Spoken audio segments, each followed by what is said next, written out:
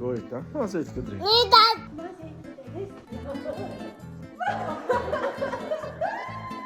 Հայկին առաջի անգամ տարավ Վարշավիրանոց, չէ, բարբեր շոփ։ Շատ կմտածեինք, թե ում մոտ տանենք, ինչ եղնենք, որ առաջի անգամը մղձավանջ չդառնա։ Ու Դավիթը մեզի լավ խորհուրդ տվեց։ Սեց մյուս անգամ հետդ բեր, թող նստի, տեսնի, թե ինչ ըխկու մազերդ կկադրեմ, տեսնի որ աբահով տեղ է։ Բաբան եթե կերտա կնստի, ուրեմն ինքն էլ կարող է հանգիստ լինել։ Շաբաթ օրը երկուսով գնացինք։ Մենակ իմ մազերս կդրինք։ Հայկը խելոք նստավ ու շատ իր նայեց ու վերջում դժգոհ մնաց պրիչոսկիցս։ Հայկո պապան սիրուն ծաղ։ Չէ։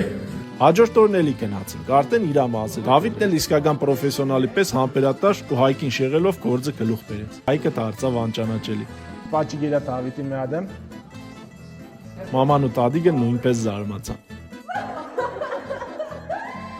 Բարբերշոփ գնալը կարծես թե պրոբլեմ չի եղնի մեր համար։